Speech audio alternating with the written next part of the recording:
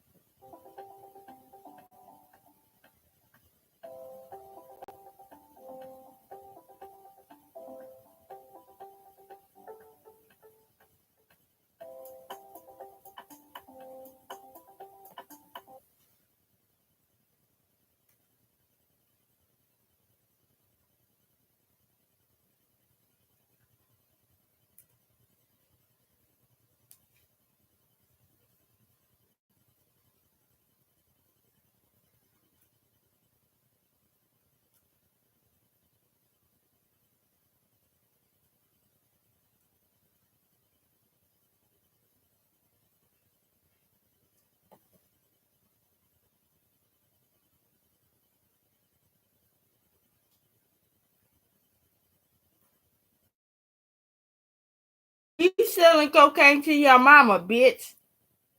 Cause I stepped it up her asshole. Why you bullshit?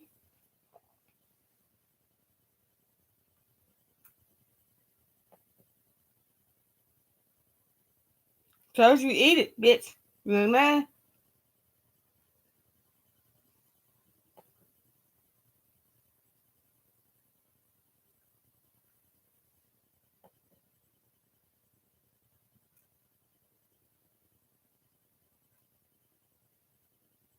Go ask Junior B yourself, bitch.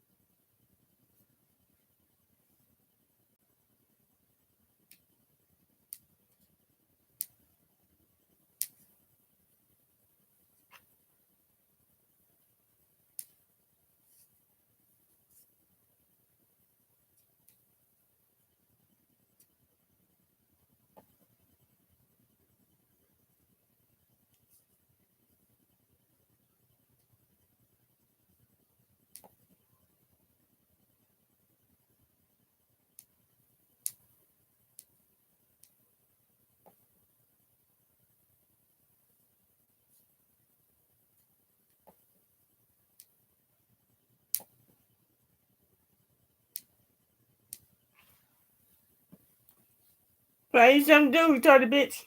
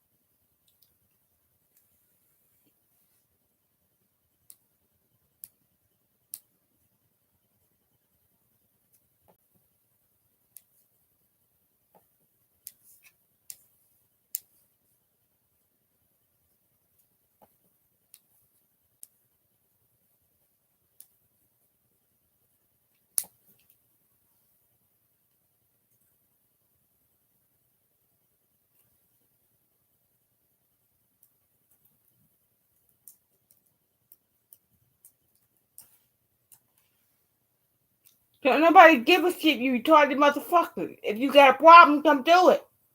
You retarded motherfucker. I don't give a fuck who I'm talking to, bitch. You're a retarded motherfucker. And don't tell me what the fuck I know, bitch.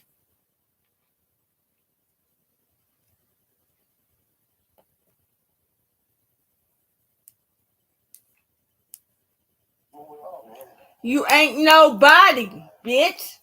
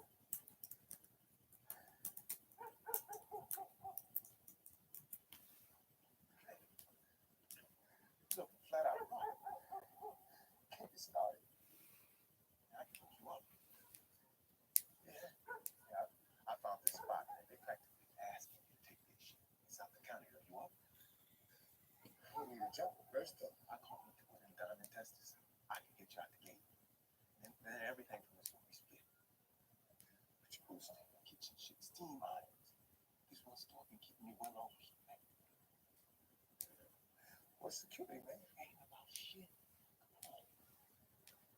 Hey,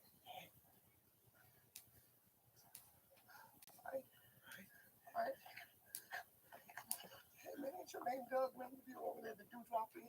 Yeah, you mean where Fran and Stevie and them did that, right? Yeah, I think I've seen it before, man. My name's Gary. He was sad, we should.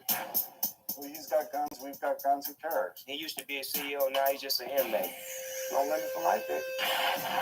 No limit soldier, I try to tell you. No limit soldier. I'm a machine rolling. No limit soldier. 23 hours, 16 gold or platinum. Starting to make hundreds of millions.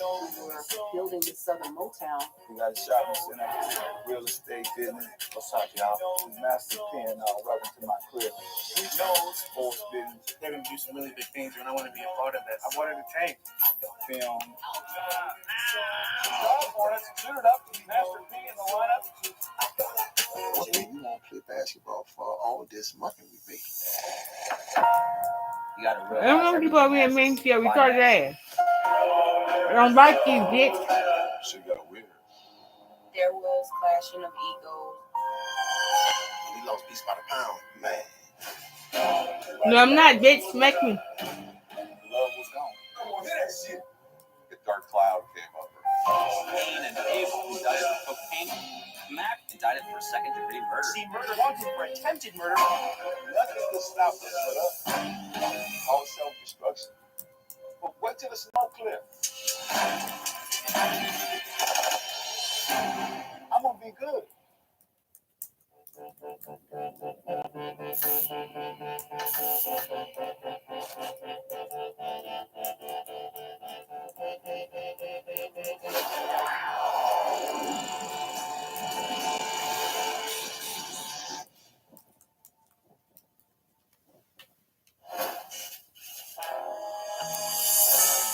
Master P is the mastermind of one of the most successful labels in hip-hop history.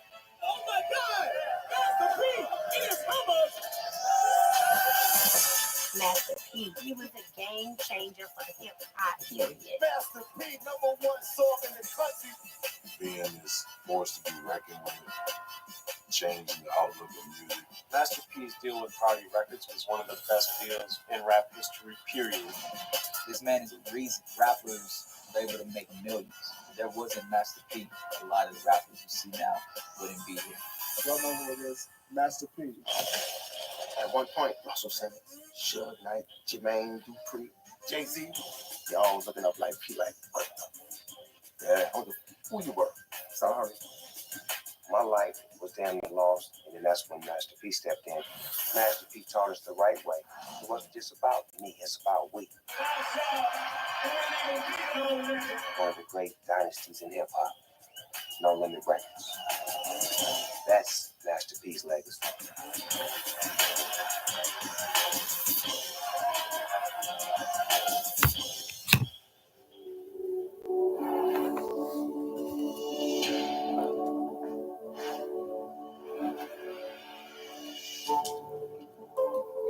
To understand me, I think you have to understand where I came from.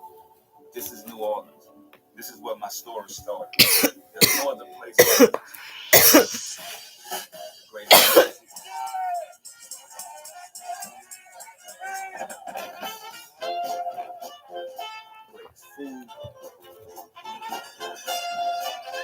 All these nice houses. Nothing but riches and wealth. You getting the fuck out of my house, bitch. You can't pay for it, motherfucker. Try me. You see nothing but poverty. I grew up in the Callio Projects. This is where my character was built. When I was here as a kid, this was the murder capital of the world. Callio Projects, 3rd Ward. One of the most violent places in one of the most violent cities in the country. You see a bunch of mansions around here? No. But I bet you one thing, every person back here probably own a gun. Callio is the worst place this side of hell. That's all you need to know. You might not be doing nothing but going on the stove. And that's how I go, man, in our hood. The reasons most often cited for the increase: kids, guns, and drugs. My first time seeing the dead body, this guy was laid out in the street, just flies around, and nobody was like, it wasn't even like nobody was even acknowledging he was dead.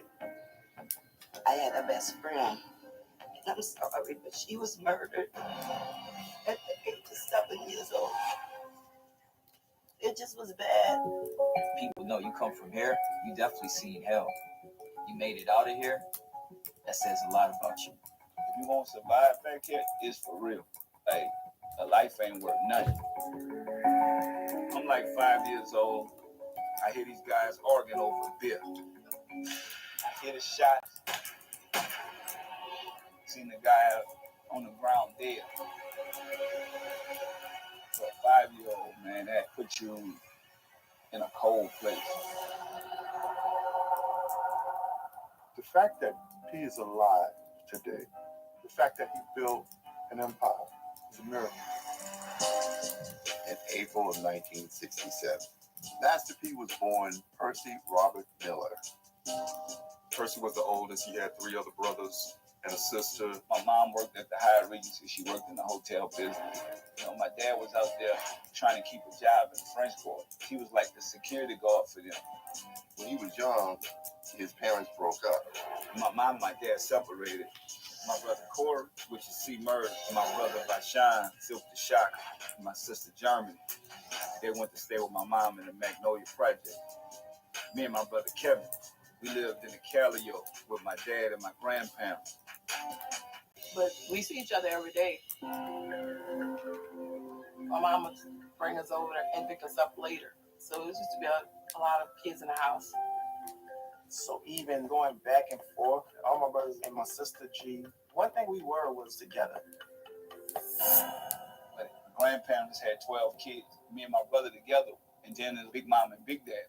That's 16 people in a 3-bedroom project. I'm sleeping on the floor. Everybody ate before me. I remember sometime all I got to eat was cornflakes and water. We couldn't afford milk. My grandparents tell me, even though we live in poverty, be happy and make the best out of what you have. Just be thankful for what you got. Despite the circumstances, he had a really tight-knit family. My grandparents used to have suppers, and I was the DJ. So me and my brothers, all of us together, it was like the Jackson 5. Diamond in the back, sun in the top, big in the sun with a gas. We was poor, but still happy. They become Mark. We all sacrificed. We just came together like one big family. We had our problem, but we all stuck together. Everything that he had to fight through and struggle through. That's what No Limit is. It's breaking barriers. And the whole military theme, it runs really deep. It came from his family members who were in the Army. Everything starts with my grandfather. He was a real G. My grandmother was a G too, man. Like drug dealers would be on the porch. My grandmother come pour hot water on me. His grandparent, Paul and Maxine, gave him a sense of self. My dad was the man of the family. He worked 2 and 3 jobs, and my mama was a hard worker too. My grandfather, Big Daddy, he worked at McKenzie Bakery. And Big Mama, my grandmother, she was a nurse at the hospital. My grandfather, my grandmother just work. They found a way to provide for us. That's where I got my work ethic from. This is how it is. If you want something, you got to work for it. You got to strive for it. Run around cutting grass. Recycling can, popcorn boy at the Superdome. He was doing stuff like that at 10 years old. Our family inspired us to be better than what other people around us were. My grandmother told me that having a dream is the most important thing. If you don't have no dream, then why wake up? I have a dream. She made me keep reciting that I had a dream speech. My grandmother said, "There's gonna be no limit to your success when you dream big." That just stuck in my head. Kept saying, "I'm gonna get us out of here." I don't know how, but one day I'm gonna be rich. One day I'm gonna make millions of dollars. One day I'm gonna buy my grandmother a house, my mama a house, my dad a house. I just thought big like that. Somebody had to make it in the family. He was the first born, so he had to take leadership. The main thing my goal was, my parents' goal was, make sure they got an education. Big Daddy's like, I'm gonna take my Social Security check, send you to this Catholic school, St. Monica, the only private school across the street from the project. My grandfather, he was close to us. He took time out to teach Percy how to do the right thing, and it changed his life. When I walked through the Calio projects with my Catholic school uniform on, sometimes I had to fight my way back home. I had to do what I had to do. He was an altar boy. My grandfather said, if I get you those godly values, I could say... You can't thank me for shit. Die, bitch. We got to go there, and then we met during that time. His grandmother and his father and all that. You know, he had a lot of people on his neck. We couldn't come home with D's and F's and all that shit.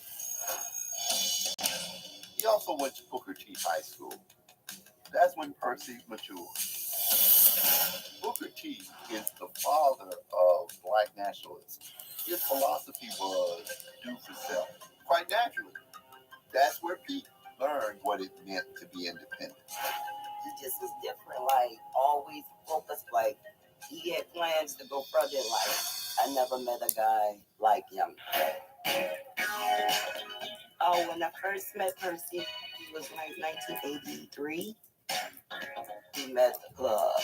It was called Nexus. And I was dancing on the dance floor. I knew of Sonya before. Everybody was trying to get at her. When I seen her, man, I knew like this was gonna be my girl. They came over. So I'm like, look, shorty, you gonna be for me. She was like, boy, you crazy. I'm like, look, I'm telling you, this how this gonna happen. We started dancing, and there it was. It was like love at first sight. Percy and I, we was high school lovers.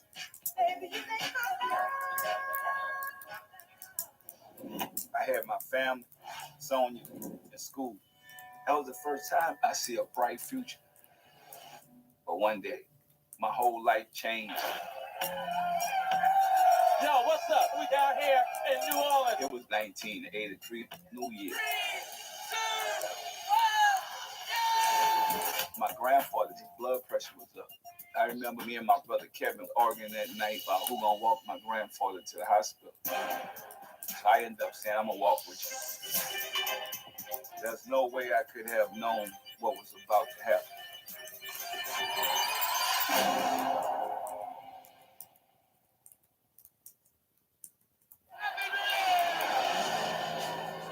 New Year, 1983.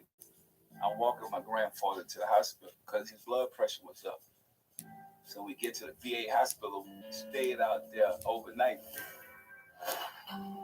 The next day, they checked him out.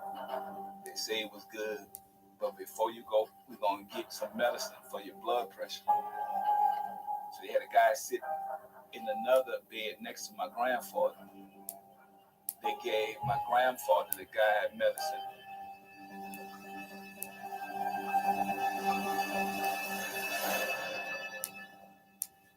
It killed my grandfather. I had to come back to the project and tell all my grandfather, kids, and my grandmother that my grandfather was gone. When we found out what really happened to him when they gave him the wrong medicine, it was very hurtful. That was probably the toughest time of my life. I just couldn't believe it. My grandfather's really gone. Without my grandfather, I don't know what I'm going to do. I don't think we'll survive this environment without him. Big Daddy passing away made him more motivated to be the man of the house. He used to tell Percy, if I'm not here, you got to take care of this family. So Percy said, I promise you, G, I'm going to get us out of here. Basketball was my way to take my family up out of this. I just kept working on my game, man, all day, every day. Kids used to hustle back there, and the police could see you, so they would shoot the lights out. I'm out there in the dark just putting up shots. I'm like, how you know it go in? You just hit a net. Like, shing. For me, as his coach, every time we played him, he would put on a show. He was averaging like 25, 30 points a game, like 10, 12 assists a game. Back then, it's definitely not uncommon for brothers in the hood to make money off high school basketball. So they were betting on him. Somebody was going to get hurt, namely him.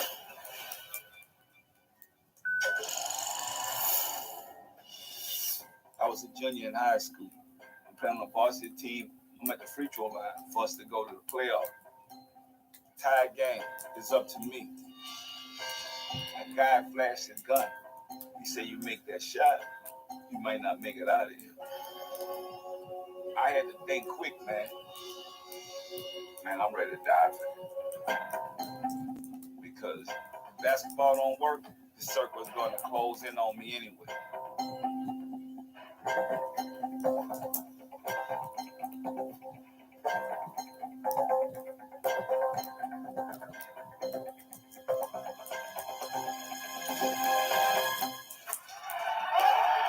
We won, we go in the championship. We broke out running. Coach said, "You got the duck. You might get the window shot up." That's just how bad it was.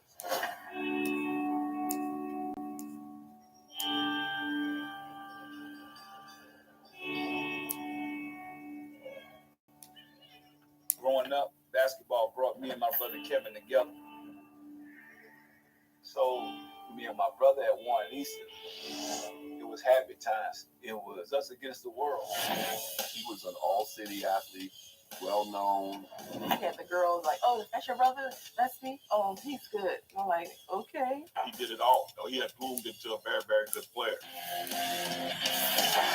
Top colleges coming to the project. Benny Crump from Louisville, Guy Lewis from Houston, Don Thompson, Georgetown. I think I might make it out here after all. In 1985, he graduates from high school, going to the University of Houston to play basketball. He wanted to go to college, become this pro player, and to move his family out the projects. The University of Houston at this point will make entertainment in terms of national TV. This is just 1 year after Hakeem Olajuwon and Clyde Drexler.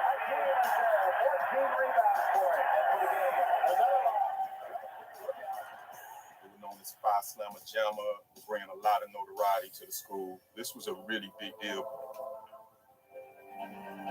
Houston was the best thing that happened to me.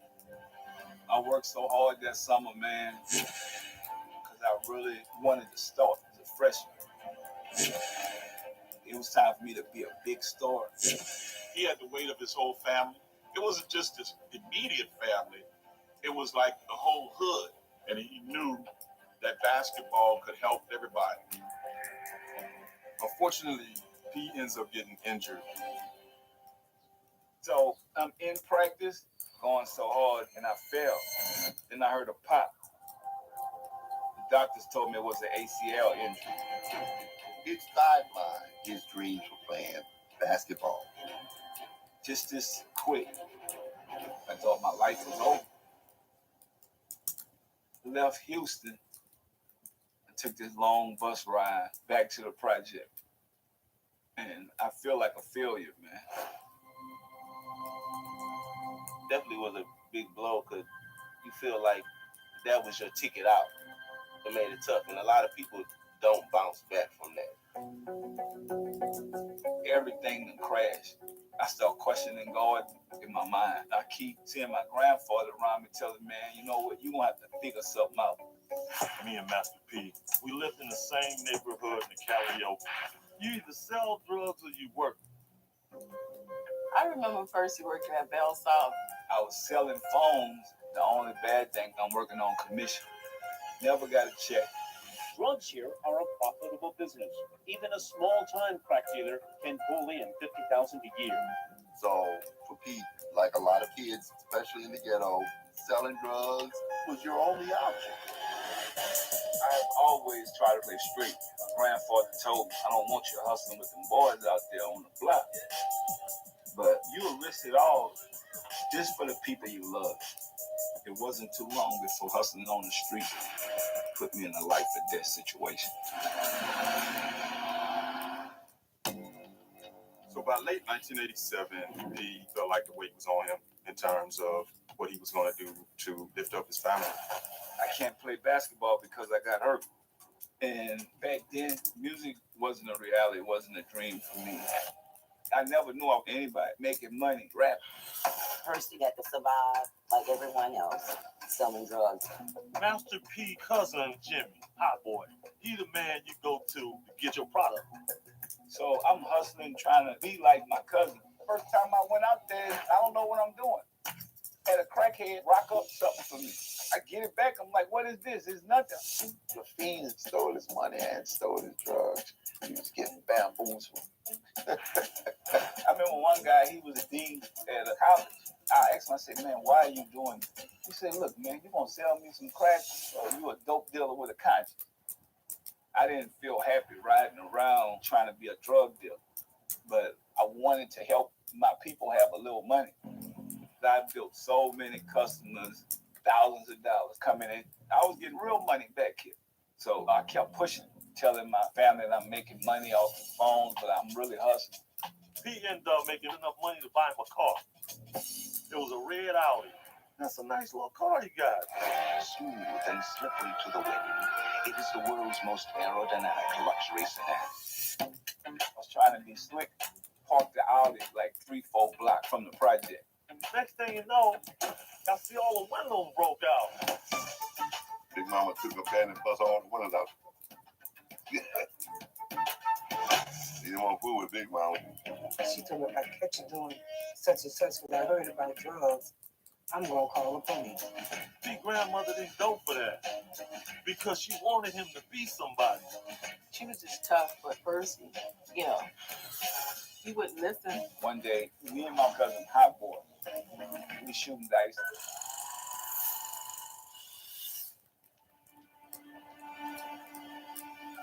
And these guys drive up. All of them got guns.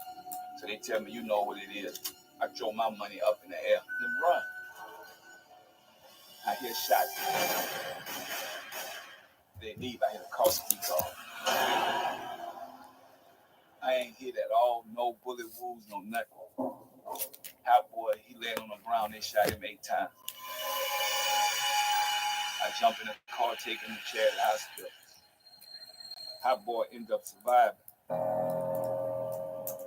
You have to understand, the law in our hood, retaliation is a must. Me and my homeboy, we found the house where the guys lived. We waited for him. We ended up seeing like their mama and their sister. My homeboy was like, man, I'm about to let them have it. I'm like, nah, man, we didn't shoot. That night, my grandmother put a black dress over the nightstand. Said, yeah, I'm gonna wear that to your funeral. Cause the way you living right now, you ain't gonna last. I didn't understand until I had my own family. Percy and I got married in 1989 after we had Romeo. When he had Romeo, it was like, this is my son, this is my baby. And it was joy. Now you got people depending on you for real. At the time, he and his wife Sonia and Romeo were all living in the Callio projects. Me having Romeo was just a blessing, man. You gotta want to change.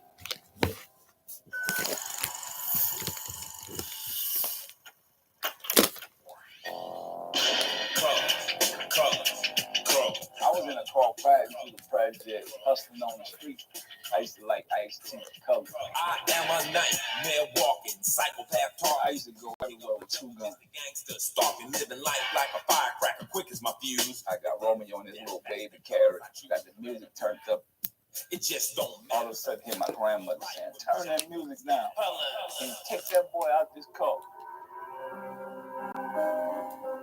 I started looking at Romeo. I just started crying, dog. I'm not gonna see this kid go to college if I don't get out of this environment. In that moment, I decided I gotta get out of Louisiana. Percy was like, come on, let's pack up. And we packed Romeo up there, left all our things in our apartment and took off. Sonia ended up having some relatives living in Richmond, California. But soon I started realizing Richmond was a tough place too.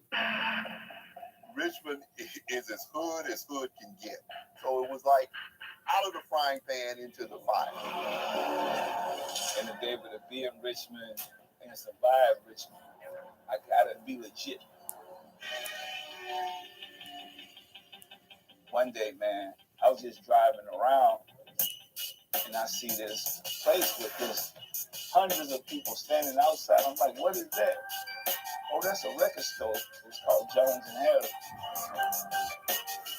It just clicked. I'm like, man, I'm about to get in the music business. I start thinking about what my grandmother told me as a kid. If I dream big, it's going to be no limit to my success. So I opened up No Limit Records. The seed money for the record store was $10,000. It actually came from an interesting place. A malpractice suit that his family won from his grandfather's passing. Me and Percy started that record store. It's like a raggedy building. You know, we had to reconstruct it. I took $10,000, put it into the business, finally made a profit, like 2 to 3 grand, maybe 3 to 4 months, was all washed away. So Romeo and his mom lived in the back of the store. Sharing clothes, trying to figure out food every day, the most horrible, molded infested building you ever want to see. I gotta figure something out. Like I could be right back on the street. 1989, Master P and his wife Sonia and their son Romeo were all living in the back of the record store. It was rough. It was a struggle. And it was hard on me because I had Romeo. But you have to do what you have to do if you want to get to the top. I realized if I make this business work, my whole life was gonna change. He looked around the area where he was living and noticed nobody was selling gangster rap. And like a good entrepreneur, he filled that void. 1990 was a pretty landmark year for hip hop. Chilling out with NWA and Compton. What's up, y'all? After NWA came out, you had all these gangster rappers coming out of the woodwork.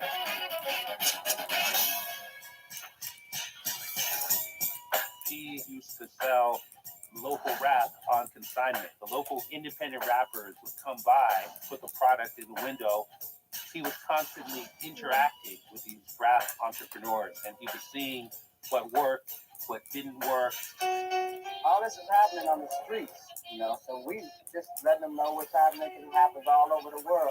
So he started to realize, you know what, I can do this too. I won't be rapping about my life, my gangster life. I lived in New Orleans. I really lived this.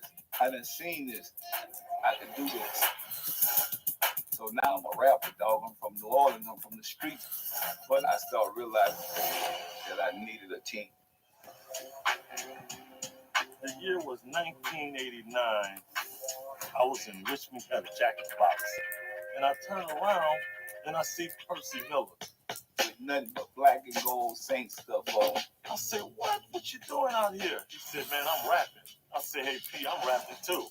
I said, I wanted to start a record company. I said, hey, man, whatever you're trying to do, I want to do it too. We out here. In early 1990, he formed a group called TRU, The Real Untouchables. TRU was my brother, King George, and then there was a bunch of guys from the neighborhood. I had to name myself. I could have been Killer P, Dope Man P, whatever. I'm like, nah, I just think big. Whatever I do, I'm a master. I just say, man, it's gonna be Master P. A couple weeks later, he said, look what I got made. It was a MasterCard with Master P in there. So now I need to create a logo. So I started thinking about my grandfather. He always told me, say, man, you know, you start your own on it. So that's where the No Limit tank comes from. I was ready to go to work after that. I started looking for a studio to go to. P hooked up with a guy named K. Lou. K. Lou's like a super producer in the Bay. Known for making some platinum records. B40 was recording with him. And a number of others. I started my studio in my mom's garage. First day I met P, he came in there, and as soon as he opened his mouth, I said, wait a minute. He had this country accent, and he wanted to use the studio. He didn't have any money, so he said, I'll do whatever, man. So my mom needed a house painted, right? So P said, I can do it. You paint my mom's house, I'll give you some studio time. So we came out and looked at his work. Hold it. Put that paintbrush down, boy. I mean, he had that house tore up. You know, I appreciate the hustle at the time, so I just said, come on, man.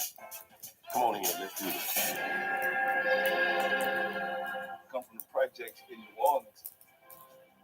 When I got in the studio with K. Lewis, that was like new to me. The first song I did was The Mind of a Psychopath. Yo, MC Big O's in the house with your god on, boy. I got the mind of a psychopath. Yeah. The lyrics to that was inspired by my life and my stories. People murdered and the people on the street. Now you got a dad in your hand. Kill him.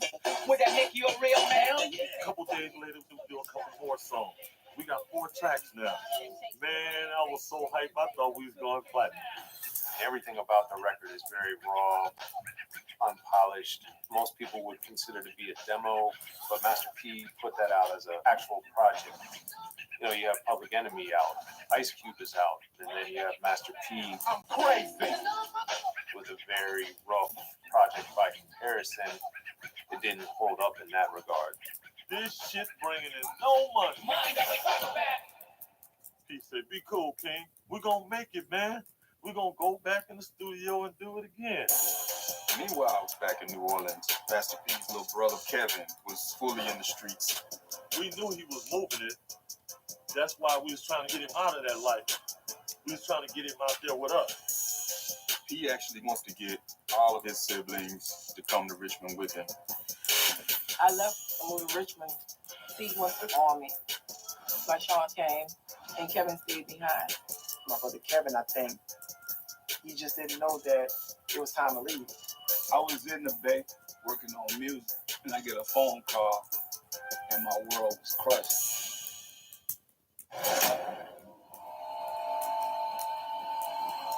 September 26, 1990, authorities found Kevin Miller's body right off the interstate I-10. They said that he had been driving 2 other men who were in the car. They'd gotten into some sort of argument.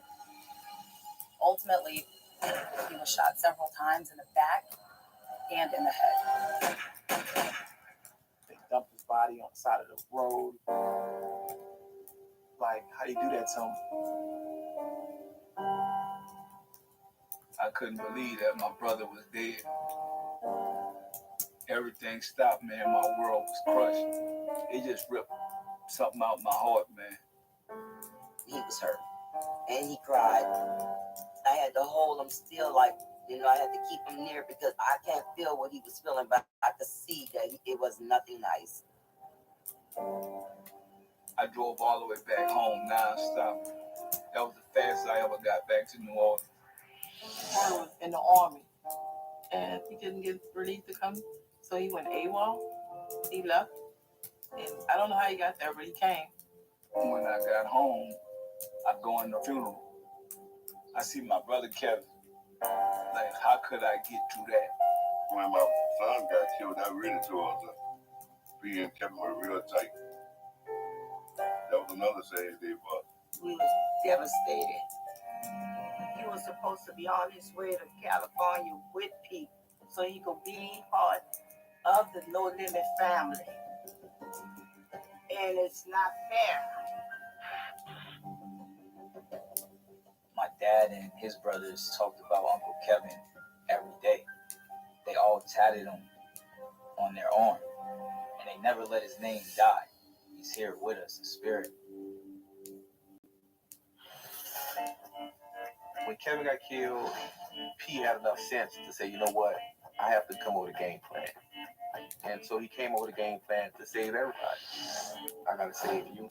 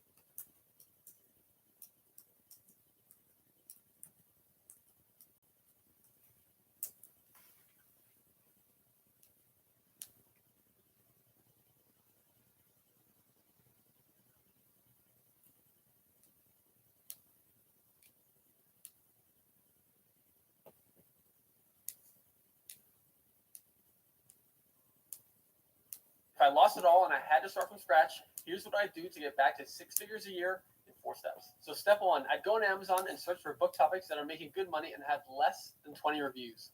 Step 2, I go to a ghostwriting company and hire an inexpensive ghostwriter to write a book for me about that topic. Then I'd get a professional book cover created for that book and I publish it on Amazon and Audible as an audiobook, a print book, and an ebook. That's 3 income streams right there. And step 4, I'd give the book away for free in various Facebook groups to help me gather reviews for the book on Amazon and Audible.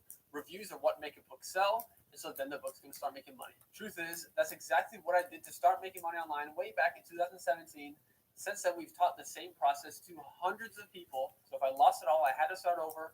That's what I know what works, so that's what I do. Now, I obviously don't have the time in this short ad to explain the entire process to you, but I have created a comprehensive video training that shows you exactly how to set this up for yourself. The only 2 things you need to do this is 1, a computer and an internet connection. And so if you're curious to learn about this in the free training, you can simply click the link down below and register on the next page. Now, if you're skeptical or worried that what I'm talking about might be a scam, I don't blame you. Be skeptical. You should always do your own research.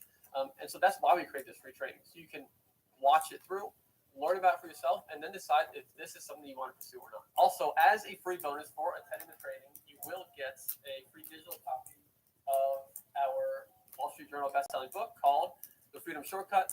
This book includes additional resources to help you get started, student success interviews of others. And so if you want access to that, just register for the training down below and stay to the end. And it'll get sent directly to your email. So if you've ever wanted to start a side hustle online that you can do in your spare time and one that pays you month after month after month for years, then I highly, highly encourage you to sign up for the training. At the very least, just learn about it. See what it's all about. See if it's for you. And at that point, you can decide, I don't want to do it, or this is actually extremely interesting. I want to give this a shot. You really have nothing to lose just by attending. You're also going to get a bunch of cool bonuses. And so I strongly encourage you. This is a model that completely changed my life, and I know that if you were to take action on it, it could do the exact same thing for you. So if you want to learn more, simply click the link down below, register for the free training on the next page, and I'll see you inside.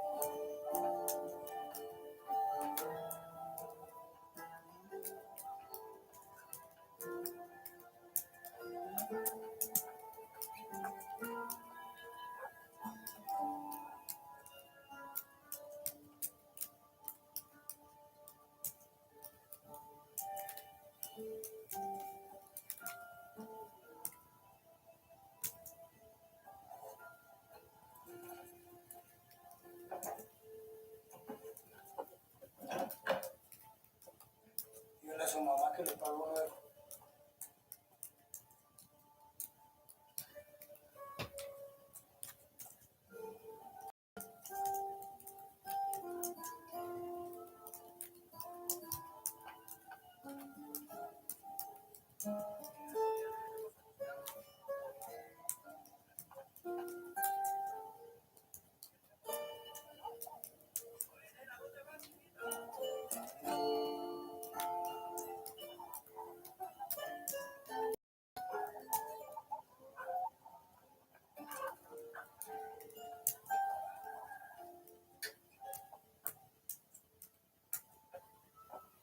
Le mandé a decir a Fernando que le paga luego. Ya le dije que el dinero se cobra antes. hacer como que le gusta. A los hombres no les gusta comerse una muerta. Tiene que ser más como yo. Primero muerta. La desgraciada. ¡Lárguese! ¡Largue ya! ¡Largue! ¡No vuelva más por acá! ¡No le quiero ver la cara nunca más!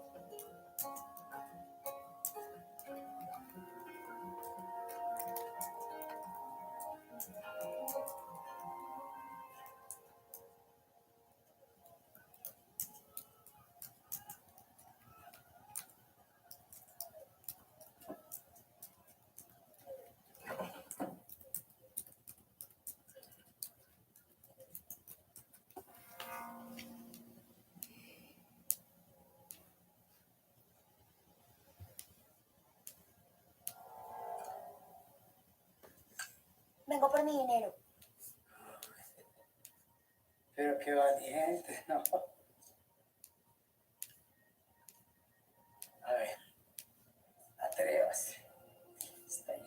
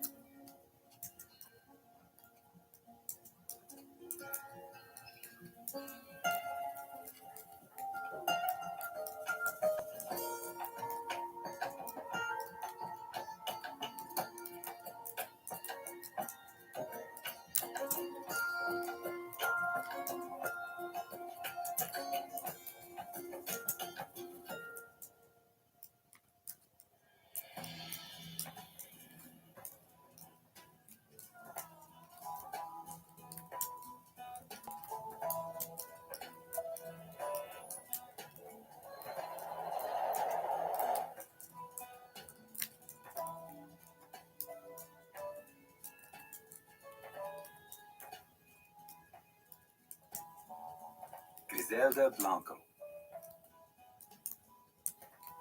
Her file wouldn't cross my desk at the DEA until long after she arrived in America. She made it to New York in 1972. She was small-time at first, petty criminal.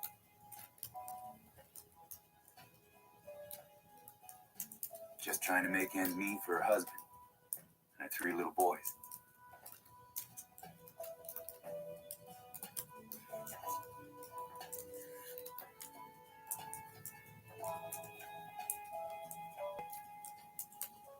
Now, it turns out she was a natural at counterfeiting passports. And the local drug dealers kept her busy. Especially Alberto Bravo.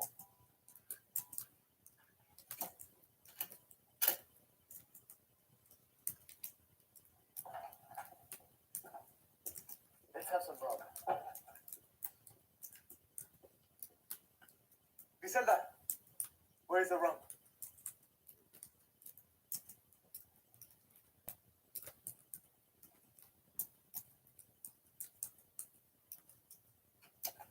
She found it. Bingo. Boys will be off in 2 hours regardless. And you, why do you encourage him, Alberto? Huh? I seem put because I get to see it. Where are the goods? He doesn't have all day.